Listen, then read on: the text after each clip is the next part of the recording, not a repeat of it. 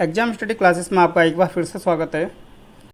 देखिए, आज की जो टेस्ट सीरीज़ है उस टेस्ट सीरीज़ में आज हम बात करेंगे टेस्ट नंबर 12 यानी कि टेस्ट नंबर 12 की बात करेंगे। और इसमें जो हम प्रश्न को देखने वाले हैं वो देखने वाले हैं एंसेंट हिस्ट्री। ठीक है, एंसेंट हिस्ट्री के प्रश्नों को देखेंगे और सभी एंसेंट हिस्ट्री के जो प्रश्न हैं वो सभी परीक्षाओं के लिए बहुत इंपॉर्टेंट हैं। ठीक है, चाहे आप कोई भी परीक्षा दे रहे हैं, चाहे आप यूपीपीएससी दे रहे हैं, पीसीएसआरओ के लिए दे रहे हैं, या फिर आप PSSSC का पैट दे रहे हैं, या फिर आप यूपीएससी या फिर बीपीएससी दे रहे हैं।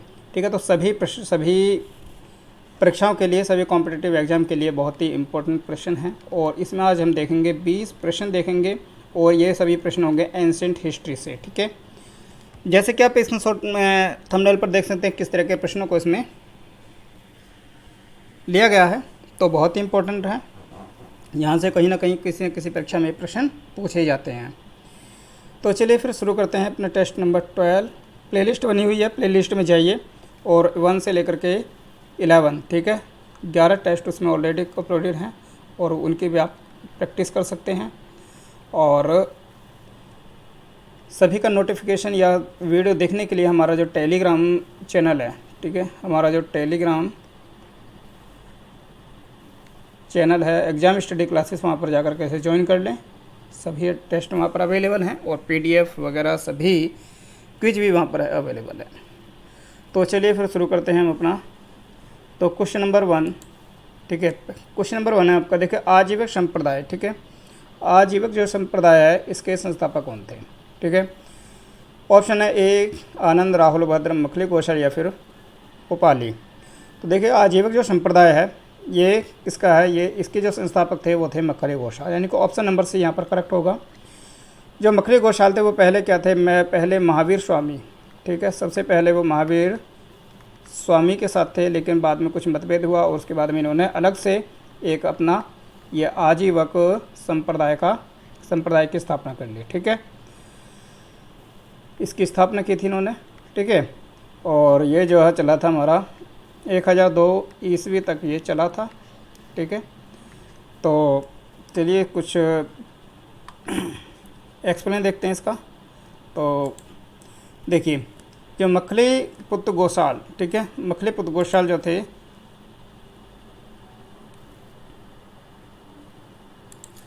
मखली पुत्र गोसाल जो थे ये सबसे पहले क्या थे? तो सबसे पहले ये महावीर के शिष्य थे, किंतु बाद में मतभेद हो जाने के कारण महावीर का साथ छोड़ दिया और उन्होंने आजीवक संप्रदाय की अपना नया स्थापना कर ली। और 1002 ईस्वी तक ये चला था। और इनका जो मत है, ठीक है, आजीवक संप्रदाय का जो मत है वो क्या है? नियतिवाद या भाग्यवाद भी बोलते हैं इसे। तो ये भाग्यवाद में ज़्यादा विश्वास रखते हैं। और इसके अनुसार एक कथन है इनका कि संसार की जो प्रत्येक वस्तु है भाग्य और पूर्व नियंत्रित है और संचालित होती है। ठीक है, तो ये एक कथन है, इसके बारे में प्रश्न पूछा जाता है कि ये जो कथन है ये किस संप्रदाय से है? बौद्ध धर्म से, जैन धर्म से या फिर आजीवक संप्रदाय से? तो किससे है? ठीक है, तो ये संप्रदाय कौन सा संप्रदाय? ये आजीवक संप्रदाय से संबंधित है। ठीक है, तो क्वेश्चन नंबर 1 कंप्लीट होता है हमारा। क्वेश्चन नंबर आगे बढ़ते हैं, क्वेश्चन नंबर 2। देखिए, क्वेश्चन नंबर 2 है आपका, जैन तीर्थकरों के क्रम में अंतिम कौन थे? तो जैन तीर्थकर हैं, तो जैन तीर्थकरों के जो जैन हैं वो कितने हैं? 24 जैन धर्म के तीर्थकर हैं। पहले कौन है? पहले हैं ऋषभदेव। ठीक है, ये जो हैं ये पहले हैं।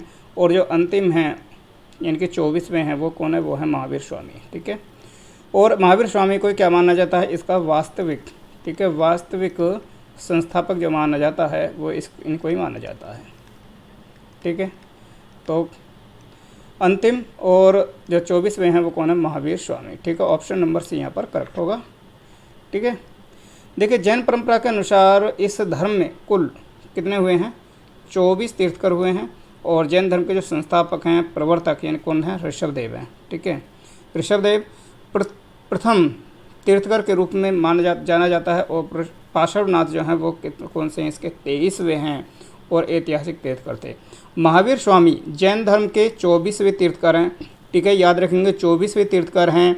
और जैन धर्म के इन्हीं को क्या माना जाता है? वास्तविक संस्थापक भी किसी को माना जाता है?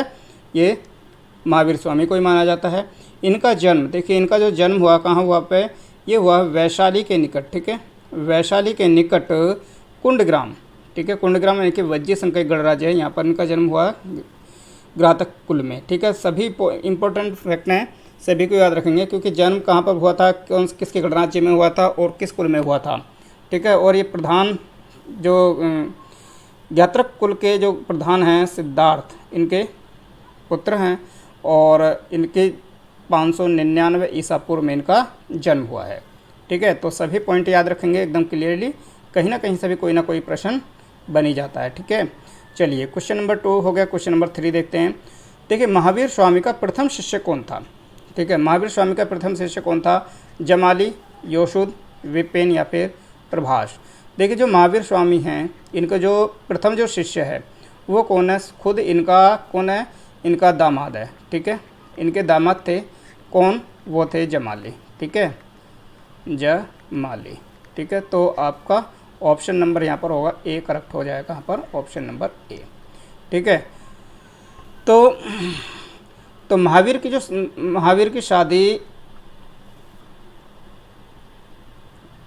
पुण्य गोत्र की कन्या यशोदा के साथ हुई, ठीक है, और उनके यहाँ अणुज्या, ठीक है, या प्रियदर्शना, ये बहुत इंपॉर्टेंट है, ये भी पूछा जाता है कि प्रियदर्शना किसका नाम है, नाम की एक पुत्री पैदा हुई और उसका जो विवाह होता है वो किससे का साथ हुआ है, जमाली के साथ होता है। और आगे चल के जमाली ही क्या होता है, महावीर स्वामी का दामाद तो बनता ही है और साथ में क्या बनता है, प्रथम अनुयायी शिष्य भी यही बनता है, ठीक है। तो याद रखेंगे प्रथम जो दामाद है वो, सॉरी, प्रथम जो इनका शिष्य है वो कौन है, जमाली है, ठीक है। Question number 3, question number 4, Mahatma Buddha का परिनिर्वाण किसके गणतंत्र में हुआ, ठीक है, किस गणतंत्र, जो महावीर गौतम बुद्ध है, महात्मा बुद्ध हैं, इनका परिनिर्वाण हुआ कहाँ पर हुआ था इनका, तो ये हुआ था इनका मल्लों के गणराज्य में, ठीक है, मल्लों के गणराज्य में इनका परिनिर्वाण हुआ है, ठीक है।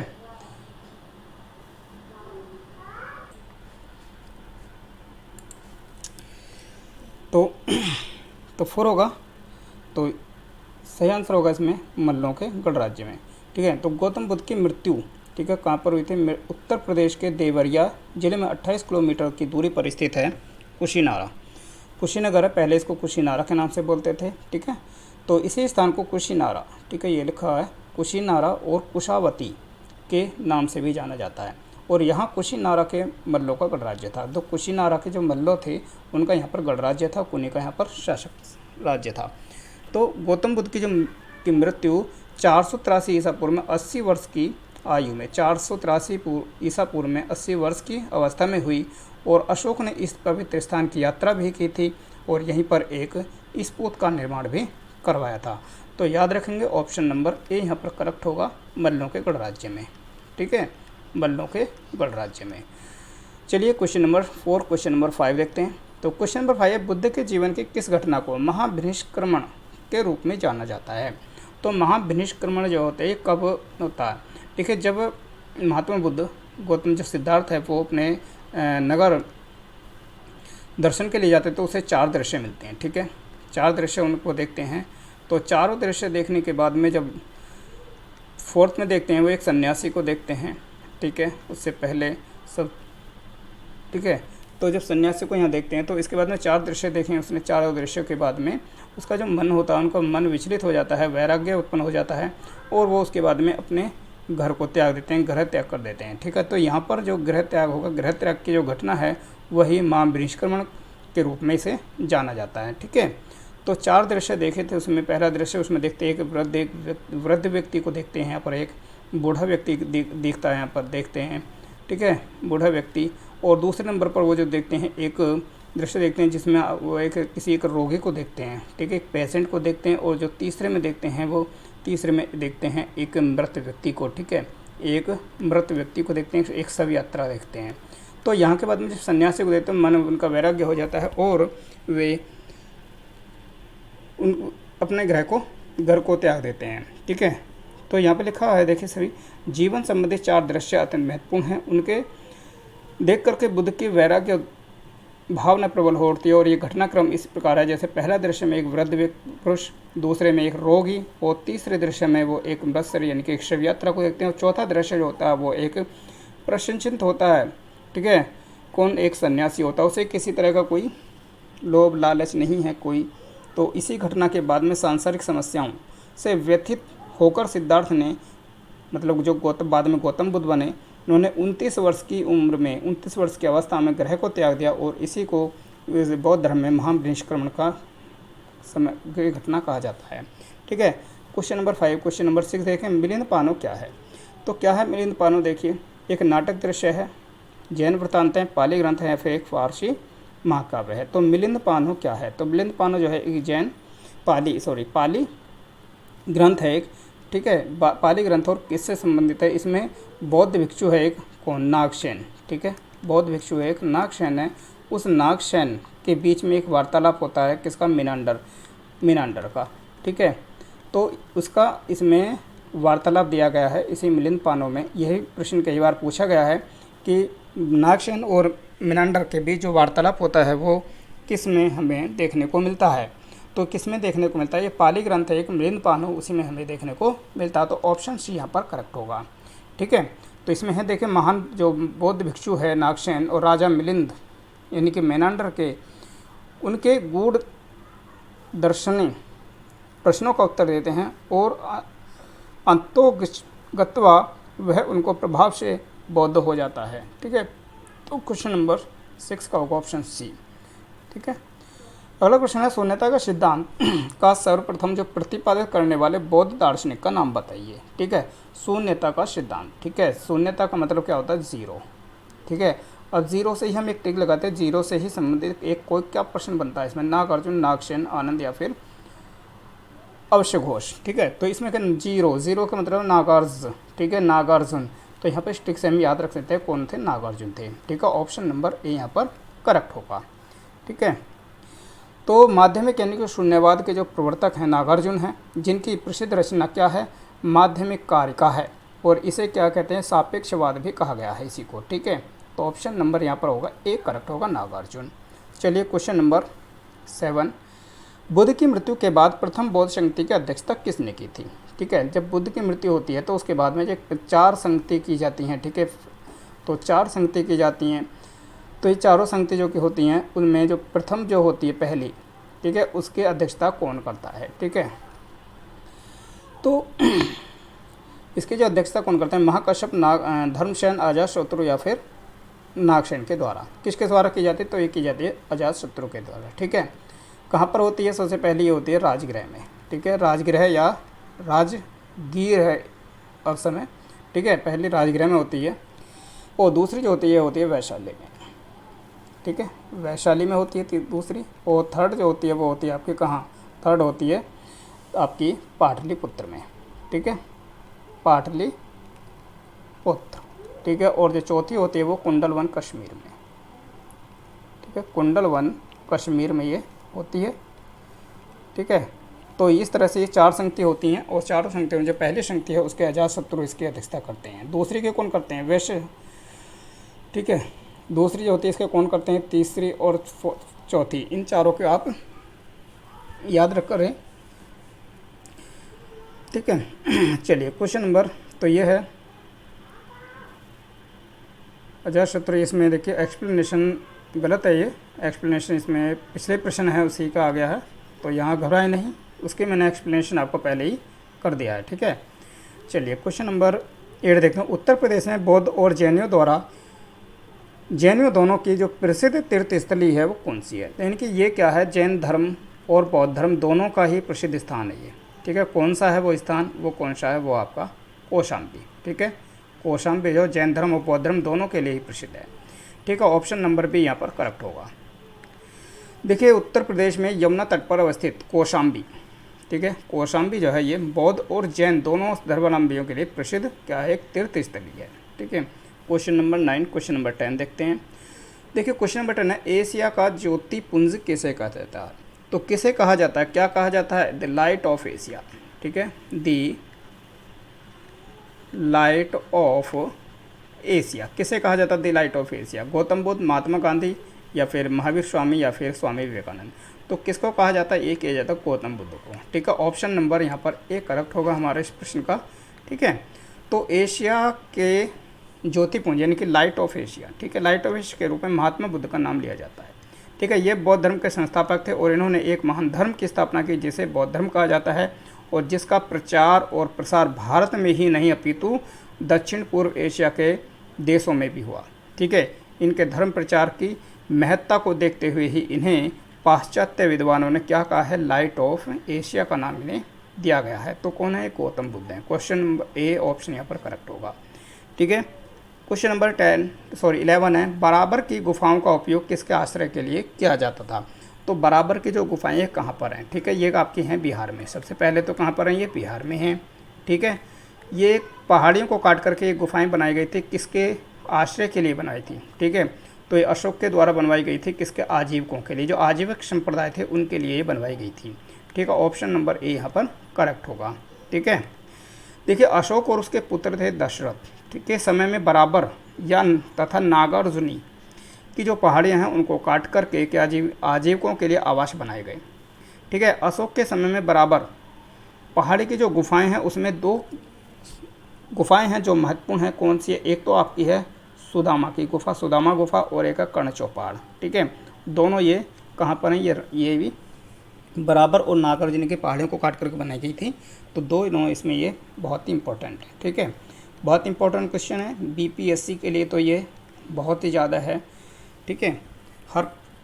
इन प्रश्नों से बीपीएससी में कई बार हर प्रश्न रिपीट होता आया है। क्वेश्चन नंबर 12 है, दूसरी सदी यानी कि ईस्वी में हेलियोडोरस ने एक गरुड़ध्वज स्थापित करवाया था, तो वह कहाँ स्थित है। तो कहाँ पर स्थित है कि हेलियोडोरस, ठीक है, हेलियोडोरस पूर्व में हेलियोडोरस ने एक गरुड़ध्वज बनवाया था, तो ये कहाँ पर है, तो ये कहाँ पर है, तो ये कहाँ पर, ये है आपका बेशनगर, ठीक है। तो हेलियोडोरस ने बनवाया था क्या, गरुड़ध्वज स्थापित करवाया था, कहाँ पर करवाया था, तो ये करवाया था आपका बेशनगर में, ठीक है, बेशनगर में, ठीक है। ऑप्शन नंबर यहाँ पर होगा, ऑप्शन नंबर सी यहाँ पर करेक्ट होगा, बेशनगर, ठीक है। तो हेलियोडोरस सिस्टम है इनके पूर्वी मालवा के बेशनगर, ठीक है, जो वर्तमान में क्या नाम है इसका, वर्तमान अब किसे कहते हैं, विदिशा, ठीक है, विदिशा में स्थित है। और इस गरुड़ध्वज को या गरुड़ स्तंभी से कहा जाता है, कि गरुड़ध्वज या गरुड़ स्तंभी से कहा जाता है, ठीक है। ऑप्शन नंबर क्या होगा, सी यहाँ पर करेक्ट होगा, बेशनगर, ठीक है। चलिए अगले प्रश्न देखते हैं। अगला प्रश्न है, दक्षिण भारत के वैष्णव मतावलंबी कहलाते थे। तो दक्षिण भारत के जो वैष्णव थे, वैष्णव कौन थे, ठीक है, वैष्णव जो थे ये विष्णु, ठीक है, विष्णु को मानने वाले थे, ठीक है, विष्णु की पूजा करने वाले थे, ठीक है, वैष्णव बोला जाता है इनको। और ये कहाँ, इनके जो दक्षिण भारत के जो वैष्णव थे उन्हें क्या क्या कहते हैं, ठीक है, तो इन्हें कहा गया था अलवार, ठीक है। ऑप्शन नंबर बी यहाँ पर करेक्ट होगा, अलवार, ठीक है। चलिए क्वेश्चन नंबर 14 देखते हैं। तो बौद्ध धर्म ग्रहण करने वाली पहली महिला कौन थी। तो पहली महिला कौन थी, बौद्ध धर्म को जो सबसे पहली जो महिला थी जिसने बौद्ध धर्म को अपनाया था वो कौन थी। यशोधरा थी, महामाया थी, ठीक है, कौन थी, यशोधरा थी, महामाया, महाप्रजापति, गौतमी या फिर बिंबा। तो इन 4 में से कौन थी, ठीक है। सबसे पहले हम देखते हैं जो बौद्ध धर्म को ग्रहण करने वाली जो महिला थी वो थी जो सिद्धार्थ यानी कि गौतम बुद्ध उनकी जो मौसी, ठीक है, उनकी मौसी या विमाता कौन, महाप्रजापति गौतमी थी, ठीक है, महाप्रजापति गौतमी थी। और ये किसके कहने पर, ये आनंद के कहने पर, ठीक है, आनंद के कहने पर इन्हें शामिल किया गया था, किसमें, बौद्ध धर्म में, ठीक है। तो क्वेश्चन नंबर यहाँ पर होगा ऑप्शन नंबर सी यहाँ पर करेक्ट होगा, प्रजापति गौतमी, ठीक है। तो ऑप्शन नंबर सी। चलिए ठीक है, तो वैशाली में आनंद के अनुरोध पर, ठीक है, आनंद के अनुरोध पर बौद्ध धर्म ग्रहण करने वाली पहली जो महिला थी वो गौतम की मौसी या विमाता महाप्रजापति गौतमी थी, ठीक है। बहुत इंपॉर्टेंट क्वेश्चन है, कई बार क्वेश्चन रिपीट हुआ है। चलिए क्वेश्चन नंबर 15 है, प्रथम बौद्ध संधि किस शासक के काल में हुई थी। तो पहली जो बौद्ध संधि हुई थी किसके शासनकाल में हुई थी। देखिए ऑप्शन है अनिरुद्ध, अजातशत्रु, बिंबिसार या फिर उदयभद्र, ठीक है। तो इसकी पहली जो संधि थी कब हुई थी, कहाँ हुई थी, ये हुई थी आपकी राजगीर में हुई थी या राजगृह में हुई थी, ठीक है। और महाकश्यप जो थे इसके कौन थे,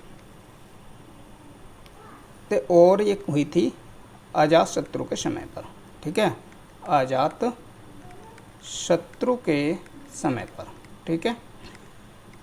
अजातशत्रु के समय पर हुई थी। देखिए क्वेश्चन नंबर इससे पहले भी था, एक क्वेश्चन था जिसमें प्रथम बोध की अध्यक्षता किसने की थी, ठीक है। उसमें ऑप्शन मैंने शायद ऑप्शन उसमें नहीं था, तो अजातशत्रु उसमें था, तो वहाँ पर आप सही करें महाकश्यप थे, ठीक है। ठीक है, उन्होंने ही इसकी अध्यक्षता की थी, ठीक है, और अध्यक्षता जो की थी और अजातशत्रु के समय पे ये हुई थी, ठीक है। चलिए, तो ये हैं ये यहाँ पर लिखा है, देखिए तो प्रथम बौद्ध शक्ति, ठीक है। स्थान है आपका राजगृह, इनके सप्तवर्णी जो गुफाएं हैं। समय है 483 ईसा पूर्व, और अध्यक्ष किसने की थी, इसकी महाकश्यप ने की थी, ठीक है। ये ऑप्शन नंबर इसको याद रखेंगे, जो इससे पहले क्वेश्चन था, क्वेश्चन नंबर कोई था उसमें आप इसको करेक्शन कर दीजिए, ठीक है। उसमें या तो प्रश्न में गलती है या कहीं ऑप्शन में नहीं है, तो इसके लिए सॉरी, लेकिन आप इसे सही कर लेंगे, ठीक है। शासनकाल में हुई थी किसके, अजातशत्रु के, ठीक है, अजातशत्रु के समय। और इसमें क्या हुआ था, जो बुद्ध के जो उपदेश थे, ठीक है, बुद्ध के उपदेश थे, उनको दो पिटकों में बांटा गया था, किसमें, विनय पिटक और सुत्त पिटक, ठीक है। याद रखेंगे विनय पिटक और सुत्त पिटक, यानी कि पूछा जाता है कि विनय पिटक और सुत्त पिटक का संकलन किस बौद्ध शक्ति के समय पर हुआ, किस बौद्ध शक्ति में हुआ था, किस में हुआ था, ये प्रथम बौद्ध शक्ति में हुआ था, कब, 483 ईसा पूर्व में, ठीक है। तो ये याद रखेंगे।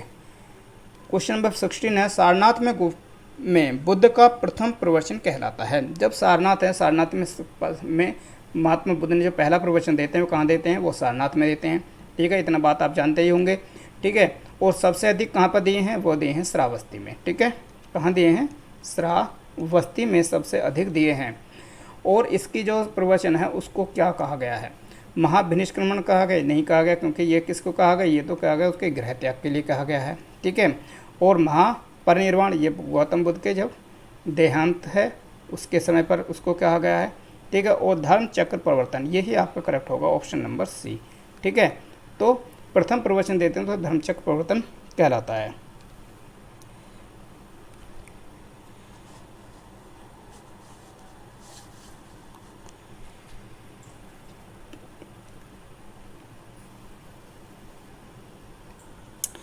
क्वेश्चन नंबर 17 है, जैन धर्म में पूर्ण ज्ञान, ठीक है, जैन धर्म में जो पूर्ण ज्ञान के लिए क्या शब्द है, जब पूर्ण ज्ञान की प्राप्ति होती है तो उसको जैन धर्म में क्या कहा गया है, ठीक है। तो ऑप्शन है जिन, रत्न, केवल या फिर निर्वाण। तो जब जैन धर्म में जब पूर्ण ज्ञान की प्राप्ति हो जाती है तो उस समय क्या कहा जाता है कि वे केवल्य को प्राप्त होगा, यानी कि केवल्य की प्राप्ति होगी। तो ऑप्शन नंबर यहाँ पर सी हमारा करेक्ट हो गया, केवल्य, ठीक है। चलिए, तो जैन धर्म में पूर्ण ज्ञान को केवल्य ज्ञान, और इसे पाने वाले को क्या कहा गया, केवाली, ठीक है। इसको पाने वाले को केवली कहा गया और पूर्ण ज्ञान प्राप्त करने इसको केवल्य कहा गया है, ठीक है। दोनों शब्दों को याद रखेंगे, दोनों शब्द ही। चलिए, क्वेश्चन नंबर 18 है, जैन समुदाय में प्रथम विभाजन के श्वेतांबर संप्रदाय के संस्थापक थे। तो जब जैन धर्म का विभाजन होता है तो वो किस में बढ़ता है, एक श्वेतांबर और दिगंबर, ठीक है, दो संप्रदाय में विभक्त हो जाता। तो श्वेतांबर है, उसके संस्थापक कौन थे, तो कौन थे, स्थूलभद्र थे, भद्रबाहु, कालकाचार्य या फिर देवर्षि क्षमा। तो इसके जो थे श्वेतांबर के थे स्थूलभद्र, ठीक है, श्वेतांबर के थे, ठीक है। और जो दिगंबर है उसके कौन से, उसके थे भद्रबाहु, ठीक है। ऑप्शन नंबर यहाँ पर सही होगा हमारा ऑप्शन नंबर ए, ठीक है। चलिए, तो देखिए भद्रबाहु के वापस लौटने पर, ठीक है, मगध के साधुओं ने उनका गहरा मतभेद हो गया, ठीक है, हो गया। और जिसके परिणाम स्वरूप क्या हुआ कि जैन मत जो है श्वेतांबर और दिगंबर दो संप्रदायों में बट गया था। स्थूलभद्र, ठीक है, स्थूलभद्र जो है उसके जो शिष्य यानी कि श्वेतांबर, ठीक है, जो क्या कहते हैं उन्हें श्वेत वस्त्र धारण करने वाले, और एवं भद्रबाहु जो थे वो दिगंबर, ठीक है, वो दिगंबर, ये कौन से, नग्न रहने वाले कहलाए, ठीक है। तो याद रखेंगे दोनों को, ठीक है, श्वेतांबर को भी और दिगंबर को भी, ठीक है, श्वेतांबर और दिगंबर, ठीक है। तो श्वेतांबर के कौन है, स्थूलभद्र हैं, ठीक है, ये भी याद रखेंगे, स्थूलभद्र हैं। और जो दिगंबर हैं इसके हैं भद्रबाहु, ठीक है, भद्रबाहु। तो दोनों को याद रखेंगे, दोनों संस्थापक, दोनों संप्रदाय के संस्थापक हैं ये, ठीक है। क्वेश्चन नंबर 18 कंप्लीट होता है। क्वेश्चन नंबर 19, प्रथम जैन महासभा का जो आयोजन हुआ था वो कहाँ हुआ था, पहली जो जैन सभा होती है कहाँ पर होती है, ठीक है। तो पाटलिपुत्र, वल्लभी, आबू या फिर पावा। तो पहली जो जैन सभा होती है वो कहाँ पर होती है? पहली जैन सभा होती है आपके कहाँ? पटना में, यानी कि पाटलिपुत्र में। तो ऑप्शन नंबर ए यहाँ पर करेक्ट होगा। ठीक है, चलिए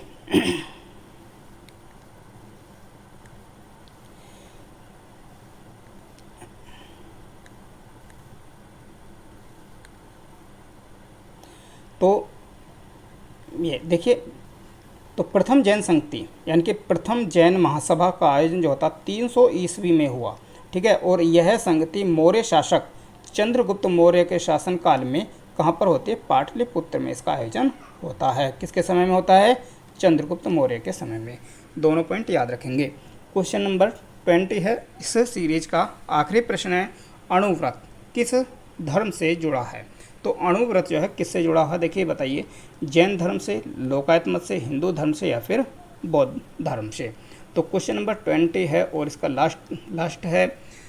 तो सभी जो भी हमारे इस वीडियो को देख रहे हैं उन सभी से एक रिक्वेस्ट है कि चैनल को सब्सक्राइब कर दें। ठीक है, चैनल को सब्सक्राइब कर लें और हमारे टेलीग्राम चैनल जो है उसको भी ज्वाइन कर लें।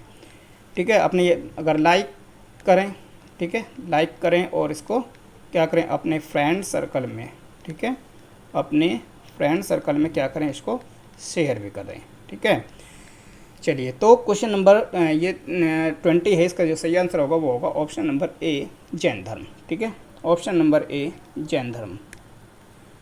ठीक है, ऑप्शन नंबर ए होगा आपका, जैन धर्म होगा।